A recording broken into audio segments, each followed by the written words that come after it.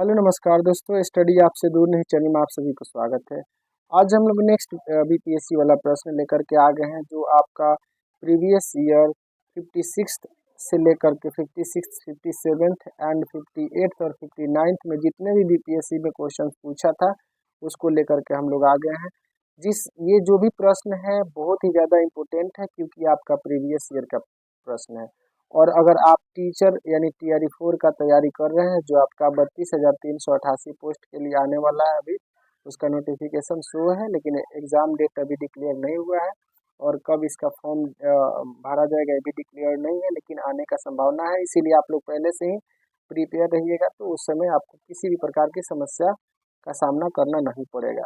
अगर आप जितने भी चाहते हैं, अगर चाहते हैं कि सिलेक्शन आपका जल्दी हो जाए, तो जब वीडियो को अंत तक देखें और ये जिस टाइप का क्वेश्चन इसमें आपको देखने को मिलेगा उससे रिलेटेड क्वेश्चन को देख लीजिएगा।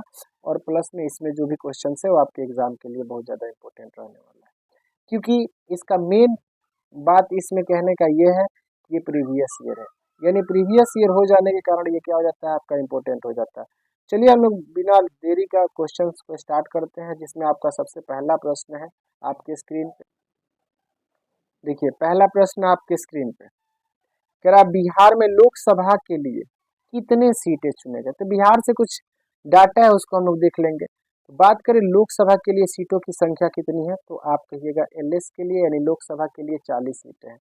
वहीं अगर आपसे पूछता आरएस यानी राज्यसभा के लिए कितने सीटें हैं, तो कहिएगा सर आपका 16 सीटें हो जाएंगी। लेकिन बात करते हैं विधान परिषद के लिए, यानी विधान परिषद के लिए कितना हो जाएगा।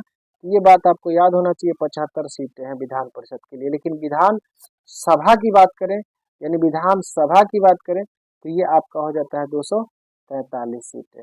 ये आपका एक्स्ट्रा फैक्ट के रूप में था और बहुत ही ज़्यादा इम्पोर्टेंट था। और कुछ बात करते हैं इसमें कि बिहार से संबंधित कुछ डाटा देख लेते हैं कि बिहार में 2011 जनगणना के अनुसार लोगों की जनसंख्या यानी जनसंख्या कितनी थी, तो 10,40,99,452 ये 2011 के जनगणना के अनुसार था। और बात करें कि जो बिहार है उसका क्षेत्रफल कितना है, तो 94,163 वर्ग किलोमीटर। ठीक है, ये आपका बिहार का क्षेत्रफल हो गया। बिहार दिवस कब मनाया जाता है, तो कहिएगा सर 22 मार्च को। 22 मार्च को बिहार दिवस मनाया जाता है। और बात करें कि बिहार के सीएम कौन है, तो कहिएगा सर सम्राट चौधरी है। ठीक है, सम्राट चौधरी साहब सीएम हो जाते हैं। और गवर्नर का बात करें, यानी आपका जो गवर्नर हो जाएंगे यानी राज्यपाल कौन हो जाएंगे, तो लेफ्टिनेंट जनरल सैयद अता हसनैन, ये आपके जो मतलब रिटायर्ड ऑफिसर है, ये अभी आपके गवर्नर है, यानी लेफ्टिनेंट जनरल सैयद अता हसनैन। अता हसनैन ये इनका नाम है, आप लोग इसको सुन करके आप लोग लिख सकते हैं। चलिए हम लोग नेक्स्ट प्रश्न देखते हैं। नेक्स्ट प्रश्न आपके स्क्रीन पे कह रहा, बिहार का अद्वितीय लोक पर्व कौन है, यानी बिहार का अद्वितीय लोक पर्व, यानी वह ऐसा है जिसे बड़ा भव्य से मतलब बड़ा खुशी हर्षोल्लास के साथ मनाया जाता है, ये पर्व है। ऐसे बाकी सब तो है, लेकिन बिहार के लिए स्पेशली वो जाना जाता है। वो कौन सा पर्व है, तो कहिएगा सर इसमें जो भी हमारे मतलब जितने भी रिलेटिव्स होते हैं, जितने मतलब हमारे घर के फैमिली परिवार के लोग होते हैं, वो बाहर से घर आ जाते हैं। तो होता कौन है सर, छठ पूजा।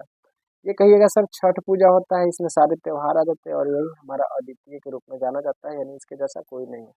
क्योंकि यह पर्व जो होता है सूर्य देव और छठी मैया के लिए उपासना का त्योहार होता है, और उन्हीं का ये पूजा उपासना किया जाता है। और इस यही एक ऐसा पर्व है जिसमें उगते सूरज और डूबते सूरज का आह्वान किया जाता है।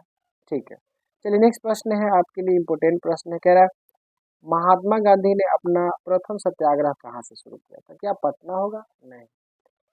महात्मा गांधी बात करें, देखिए अकॉर्डिंग टू ऑप्शन, अगर भारत में बात करें तो चंपारण से किए थे, यानी चंपारण से आपका 1917 में किए थे।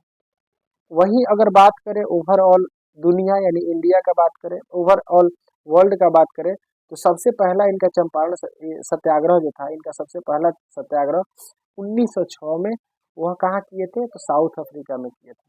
ठीक ना, 1906 में पहला सत्याग्रह था जो साउथ अफ्रीका में वहाँ के लोगों के हित के लिए किए थे।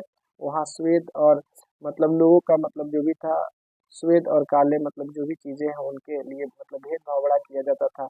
लोगों को मतलब एक प्रकार का पंजीकरण संख्या होता था, अगर आप साथ में लेकर के घूमते तो आपको सुरक्षित रखा जाता, नहीं तो कहीं भी पुलिस आपको पकड़ के उसके आधार पर अगर नहीं हो, अगर लेकर के कैरी नहीं कर रहे अपने आइडेंटिफिकेशन को, तो आपको जेल में कर दिया जाता जाता था। यानी बहुत सारे पाबंदियों का सामना करना पड़ता था। तो उस समय साउथ अफ्रीका में इन्होंने उनके हित के लिए 1904 में भी ये आंदोलन किया था। इनका पहला आंदोलन वही था। उसके बाद चंपारण आपका तो फेमस है, नील का तिनकठिया प्रणाली। चौथा नंबर करें, गुरु गोविंद सिंह का जन्म कहाँ हुआ था? तो ये आपका पटना यानी पटना साहिब हो जाता है। पटना साहिब में इनका जन्म हुआ रहता है और यही इसका सही जवाब हो जाएगा। पटना साहिब यानी पटना बिहार की राजधानी है, यहीं पे इनका जन्म हुआ रहता है। कब हुआ रहता है? तो 22 दिसंबर 1666, याद रखिएगा 22 दिसंबर 1666 को यानी गुरु गोविंद सिंह का जन्म हुआ था। और ये इनके पिता का नाम तेग बहादुर हुआ करता था। तेग बहादुर इनके पिताजी का नाम हुआ करता था। और बात करें कि खालसा पंथ का स्थापना किसने किया था? तो गुरु गोविंद सिंह ने ही किया था। और ये खालसा पंथ का आविष्कार कब किया था, मतलब इसका स्थापना कब किया था? तो 1699 ईस्वी में। ये सिखों के बहुत ही अच्छे मतलब क्या कहते हैं, मतलब जो भी चीज़ें हैं फेमस गुरु हुआ करते थे। और इनका जन्म जो हुआ था पटना साहिब में हुआ था, जो बिहार राज्य में, बिहार राज्य की राजधानी है, वहीं पे हुआ था इनके। और इन्होंने इनका सबसे ज़्यादा क्वेश्चन पूछा है कि खालसा पंथ का स्थापना किसने किया था? तो याद रखिएगा गुरु गोविंद सिंह ने। ठीक है, नेक्स्ट प्रश्न आपके स्क्रीन पे कह रहा है कि 1922 में गया कांग्रेस अधिवेशन की अध्यक्षता किसने किया था? यानी 1922 का जो गया अधिवेशन हुआ था वह किसके द्वारा किया गया था? ये 1922 वाला जो था 37th अधिवेशन हुआ करता था, यानी 37वां अधिवेशन था। और इसका जो अध्यक्ष करने वाले व्यक्ति थे तो वह चित्तरंजन दास हो जाते हैं। ऑप्शन नंबर सी इसका करेक्ट जवाब हो जाएगा। और ये आंदोलन के बहुत ही मतलब उग्र मतलब क्या कहते हैं, गर्म दल के नेता हुआ करते थे। बात बात पे गुस्सा आ जाते थे, और गांव वाले जो भी होते हैं तो आपको गुस्से मिजाज का होते हैं, याद होना चाहिए। चलिए नेक्स्ट प्रश्न हम लोग देखते हैं। क्वेश्चन नंबर 6 आपके स्क्रीन पे कह रहा है, जयप्रकाश नारायण किस नाम से जाने जाते थे? देश रत्न थे ना, राष्ट्रपिता तो आपके महात्मा गांधी, लोकनाथ, या बिहार केसरी?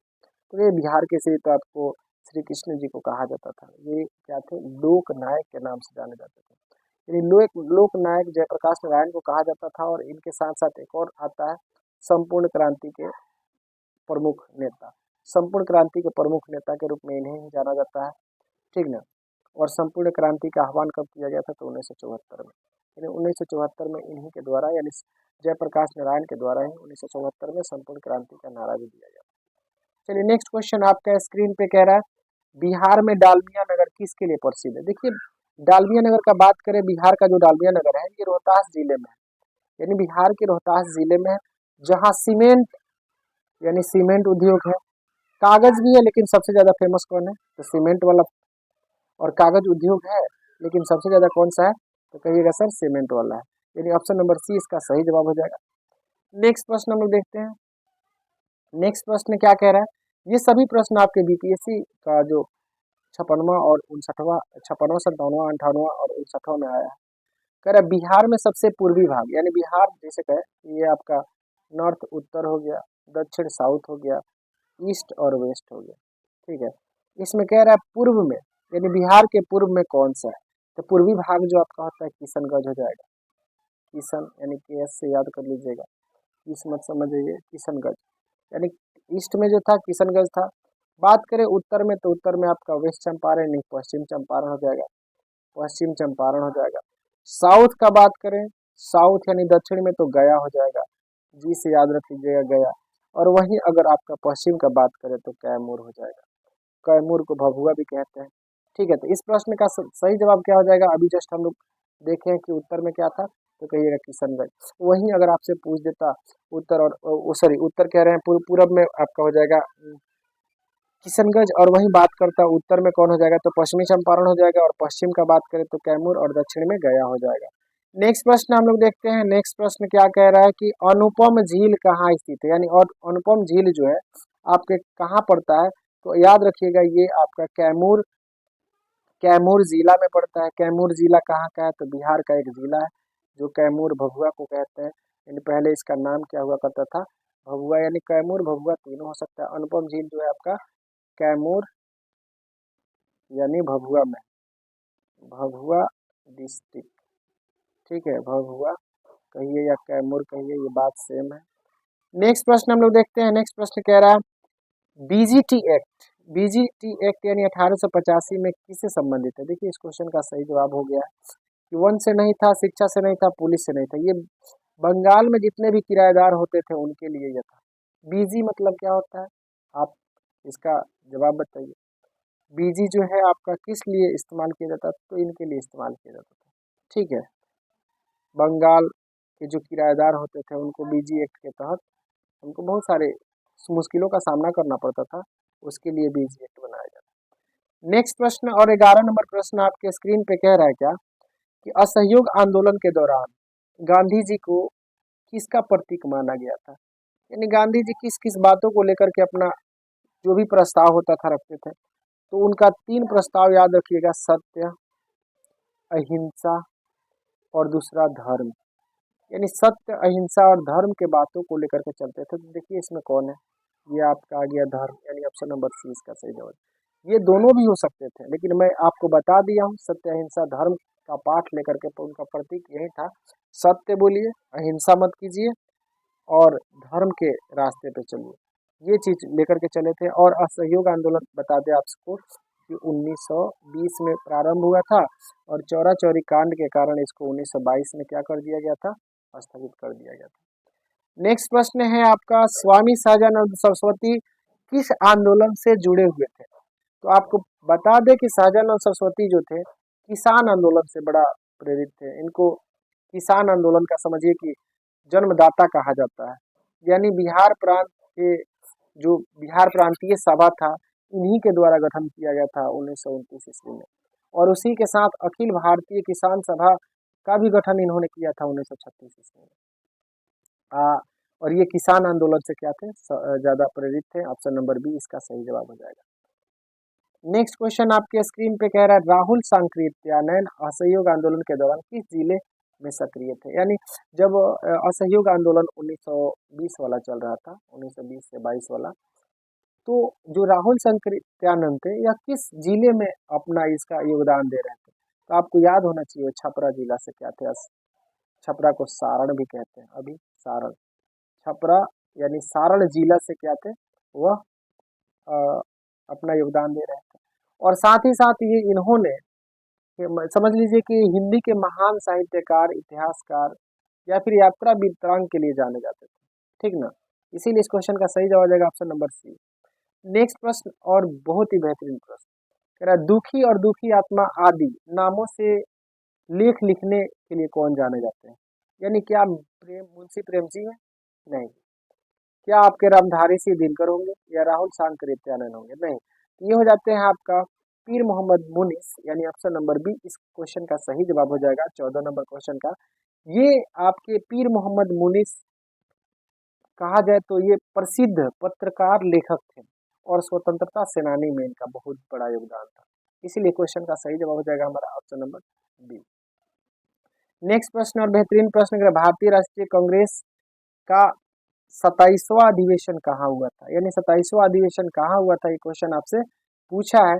तो कहिएगा 27वां अधिवेशन सर पटना यानी बिहार में ही हुआ था। कहाँ? बांकीपुर, यानी बांकीपुर पटना बिहार में ही ये 27वां अधिवेशन हुआ था। ये बांकीपुर अभी वर्तमान में पटना इसको कहते हैं, ठीक ना। उस समय इसका नाम बांकीपुर हुआ करता था। और इसकी अध्यक्षता करने वाले व्यक्ति का नाम याद रखिएगा, रघुनाथ रघुनाथ नार सिंह था, रघुनाथ नार सिंह। और इनका पूरा नाम याद रख लीजिएगा, RN मधुलंकर होता है, ठीक है। रघुनाथ मधुलंकर हो जाएगा, रघुनाथ नरसिंह मधुलंकर, ये इनका पूरा नाम हो जाएगा। और ये जो आंदोलन हुआ था 1922 ईस्वी में हुआ था, सॉरी 1912 ईस्वी में, 1912 ईस्वी में इसका अधिवेशन का अध्यक्षता करने वाले RN मधुलंकर हो जाएंगे। और ये 1922 में बांकीपुर यानी पटना से क्या किया गया था?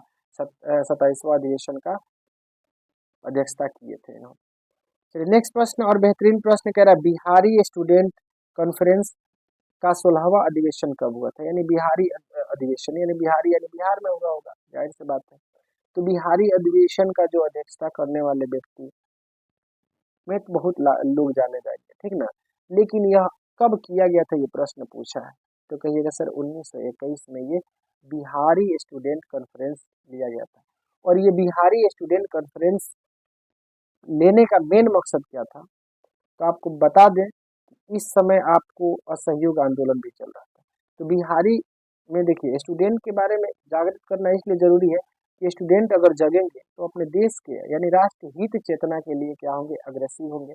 और युवा ही सब सर्वोपरि होता है किसी भी राष्ट्र का। तो इसीलिए आपको बिहारी स्टूडेंट कॉन्फ्रेंस 1921 में मतलब जागरूक किया गया, इसका संचालन किया गया। इसके लिए जितने भी बिहार के छात्र थे उनको उनके अंदर राष्ट्र हित की प्रेम जगाने के लिए बस ये बिहारी छात्र स्टूडेंट कॉन्फ्रेंस रखा गया था 16वां, जो 1921 में हुआ। नेक्स्ट प्रश्न और बेहतरीन प्रश्न कह रहा है बिहारी समाचार पत्र का संस्थापक कौन था। यानी बिहारी संचार जो आपका पत्रिका था इसको संपादित करने वाले व्यक्ति कौन थे, तो कहिएगा सर बाबा महेश्वर दास। बाबा महेश्वर दास प्रसाद जी, ऑप्शन नंबर सी इस क्वेश्चन का सही जवाब हो जाएगा। और ये बाबा महेश्वर प्रसाद जी जो थे यह बिहार के लोगों के लिए बहुत ही आगे मतलब बढ़ चढ़ के काम किया करते थे। और समझिए कि एक पत्रकार क्या होता है, समाज का एक दर्पण होता है। वह समाज को उसकी अच्छाइयों और बुराइयों को दिखाने का प्रयास करता है। लेकिन आजकल के जो है उनका तो नाम ही मत लीजिए। चलिए अगला है क्वेश्चन बहुत बेहतरीन, इनसे क्वेश्चन बिहार के किसी भी एग्जाम में देखने को मिलता है। राजकुमार शुक्ल किस स्थान के निवासी थे, तो ये आपके पश्चिमी चंपारण के थे, मुरली भैरहवा का। यानी मुरली भैरहवा का ये चंपारण में पड़ता है, आपका नरकटियागंज के आसपास एक है मुरली भैरहवा, वहीं के ये राजकुमार शुक्ल हो जाते हैं। और ये फेमस इसलिए है क्योंकि उस समय 1917 में समझ लीजिए 16 में तो जाते हैं लखनऊ अधिवेशन जो होता है वहाँ पे गांधी जी से मिलते हैं। और गांधी जी को 3 कट्ठा प्रणाली यानी 3/20 यानी 1 बीघा में 3 कट्ठा यानी 20 कट्ठा में 3 कट्ठा नील जो किसानों द्वारा जबरदस्ती लगवाया जाता था अंग्रेजों द्वारा किसानों से कह करके, तो उनको रुकवाने के लिए वह जाकर के उनसे मिलते हैं। उसके बाद से आपके महात्मा गांधी साहब आते हैं और 10 तारीख को आते हैं 1917 में, पटना उतरते हैं। उसके बाद से चंपारण सत्याग्रह शुरू होता है जो किसानों के लिए बहुत ही राहतदायक होता है।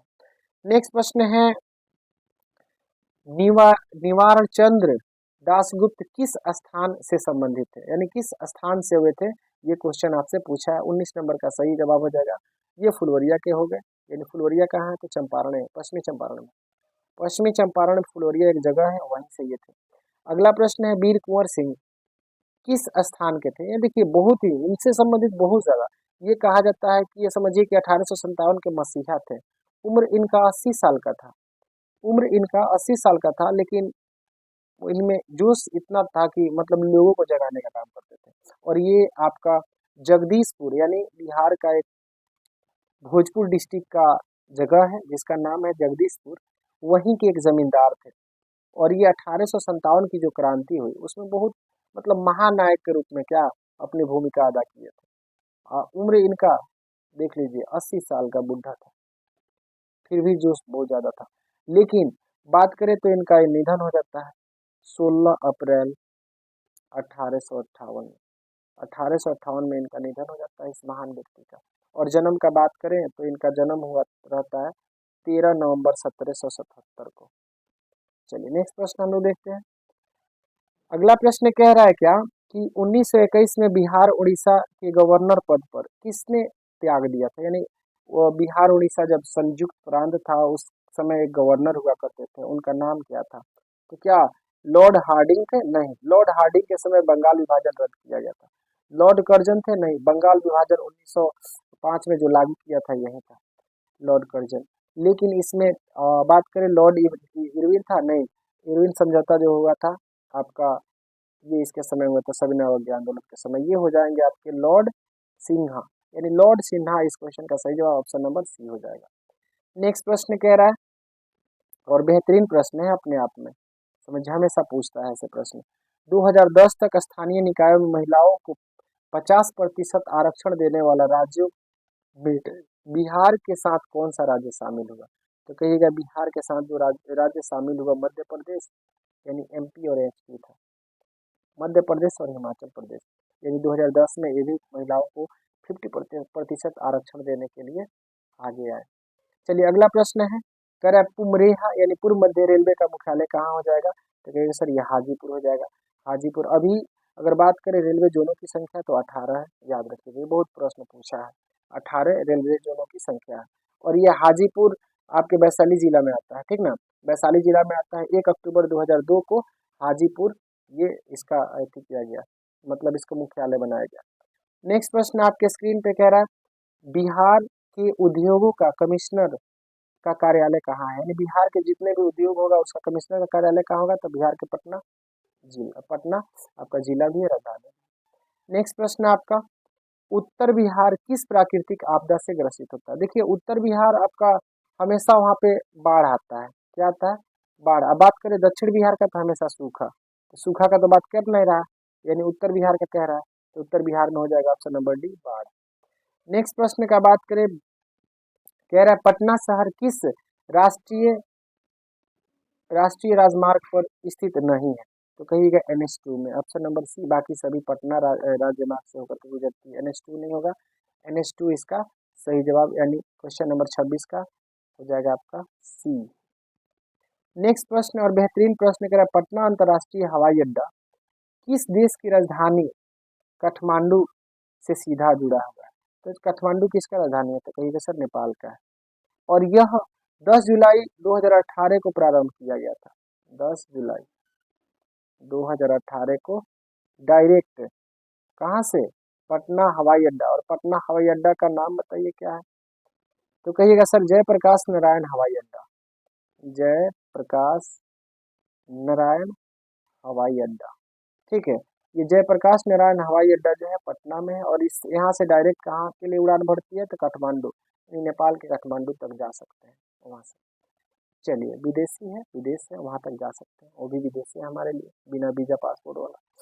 अगला प्रश्न है आपका, योजना आयोग 1993-94 में बिहार में बीपीएल आबादी कितना प्रतिशत अनुमानित किया गया था? इस क्वेश्चन का सही जवाब हो जाएगा, आप कहिएगा सर ये आपका 28 नंबर क्वेश्चन का सही जवाब हमारा हो जाएगा sir 35%, option number C. Next प्रश्न आपके स्क्रीन पे कह रहा है बिहार में जमींदार प्रथा कानूनी रूप से कब समाप्त कर दिया गया? यानी बिहार में देखिए जो भूमि सुधार अधिनियम 1950 आया था ना, उसी समय ये चीजों को सुधारने के लिए 1952 में ये अधिनियम को लागू कर दिया गया और 1952 में जो जमींदारी प्रथा था उसको क्या कर दिया गया? खत्म कर दिया गया। तो ऑप्शन नंबर सी इसका सही जवाब हो जाएगा, ऑप्शन नंबर सी 1952। चलिए नेक्स्ट प्रश्न हम लोग, जमींदारी समाप्त करने के बाद भूमि नियंत्रण मुख्यतः किसके हाथों में रहा? यानी जमींदारी प्रथा जैसे खत्म हुआ तो भूमि को कंट्रोल करने वाला कौन था?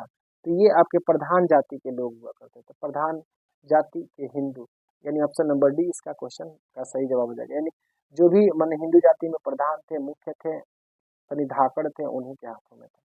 बिहार और विभाजन से पूर्व औद्योगिक क्षेत्र का विकास प्राधिकरणों की संख्या कितनी हुआ करती थी? इस क्वेश्चन का सही जवाब हमारा हो जाएगा, कहिएगा सर 6 हुआ करती थी, ऑप्शन नंबर सी इसका करेक्ट जवाब हो जाएगा। अगला प्रश्न का जवाब बताइए, निम्नलिखित में से कौन सा विभाजन पूर्व औद्योगिक क्षेत्र विकास प्राधिकरण नहीं था? इसमें कौन सा औद्योगिक क्षेत्र के लिए विकास प्राधिकरण नहीं था? तो आपका ये भी था, ये भी था, ये भी था और यही नहीं था, ऑप्शन नंबर डी इसका सही जवाब हो जाएगा। अगला प्रश्न कह रहा है विभाजन पूर्ण, यानी बिहार अभी अलग नहीं हुआ था तो औद्योगिक क्षेत्र का विकास प्राधिकरण का कौन सा शहर शामिल था? अभी जस्ट हम लोग पढ़े, अभी जस्ट हम लोग पढ़े हैं, तो ये हो जाएगा आपका Ranchi, option number D Ranchi हो जाएगा। अगला प्रश्न का सही जवाब बताइए, क्वेश्चन नंबर पे मत जाइए, क्वेश्चन नंबर थोड़ा सा अल्टर उल्टर हो जाता है। कह रहा है इंटीग्रेटेड इंफ्रास्ट्रक्चर IID किससे संबंधित है? तो ये IID जो संबंधित है किससे है? देखिए प्रश्न 2 बार आ गया है, कोई दिक्कत नहीं, ये हो जाएगा आपका ऑप्शन नंबर सी, निर्यात उन्मुख इकाइयों के आधारभूत संरचना से। ऑप्शन नंबर सी इसका सही जवाब हो जाएगा। वही क्वेश्चन से यहाँ पे देखिए दोबारा दिया हुआ है और इसमें कह रहा है क्या बताइए, आईआईडी जो है मुख्य रूप से किसका उद्देश्य है, तो उच्च स्तरीय और संरचना सुधार है, तो यानी इसका फुल फॉर्म क्या होगा, आई से हो जाएगा इंटीग्रेटेड इंफ्रास्ट्रक्चर, आई से इंटीग्रेटेड इंफ्रास्ट्रक्चर डेवलपमेंट, डी से डेवलपमेंट स्कीम हो जाएगा, डेवलपमेंट स्कीम यानी उच्च स्तरीय और संरचनात्मक सुविधाओं का निर्माण। ऑप्शन नंबर सी इसका सही जवाब हो जाएगा। नेक्स्ट प्रश्न आपके स्क्रीन पे कह रहा है पटना हवाई अड्डा निम्नलिखित में से किस शहर से सीधा यानी डायरेक्टली जुड़ा हुआ है, तो कहिएगा सर ये पटना हवाई अड्डा जो है आपका डायरेक्ट वाराणसी से जुड़ा है। ऑप्शन नंबर सी सही जवाब हो जाएगा। अगला प्रश्न का जवाब बताइए, पटना हवाई अड्डा निम्नलिखित में से किस महानगर से, वो शहर था ये महानगर है, तो बताइए इसका क्या जवाब हो जाएगा, तो कहिएगा सर ये महानगर आपका जो है मुंबई हो जाएगा। Option number C. अगला प्रश्न का जवाब बताइए, थर्ड लास्ट, बिहार में महिलाओं का स्थानीय निकाय 50% आरक्षण किस वर्ष तक लागू किया गया था, यानी कब लागू कर दिया गया था 50% का आरक्षण। इस क्वेश्चन का सही जवाब हो जाएगा 2010 तक। अभी जस्ट हम लोग पढ़े हैं एमपी, एचपी और बिहार, ये 50% 2010 तक क्या कर दिया था, लागू कर दिया था। ऑप्शन नंबर सी इसका सही जवाब हो जाएगा। अगला प्रश्न है पूर्व मध्य रेलवे का मुख्यालय किस जिले में स्थित है, तो आपको ये बात पता होना चाहिए। हाजीपुर कहाँ है, वैशाली, यानी बिहार के वैशाली जिला हाजीपुर, यही पुमरेहा यानी अभी पुमरेहा यानी आपका पूर्व मध्य रेलवे का मुख्यालय हाजीपुर है जो वैशाली जिला में पड़ता है। बात करें रेलवे जोनों की संख्या, तो अभी जस्ट हमने बताया है 18 रेलवे जोन है। चलिए लास्ट प्रश्न है, और इसके बाद अगर अभी तक वीडियो पर बने हैं और चैनल को सब्सक्राइब नहीं किए हैं तो वीडियो को लाइक और चैनल को सब्सक्राइब कर लीजिए।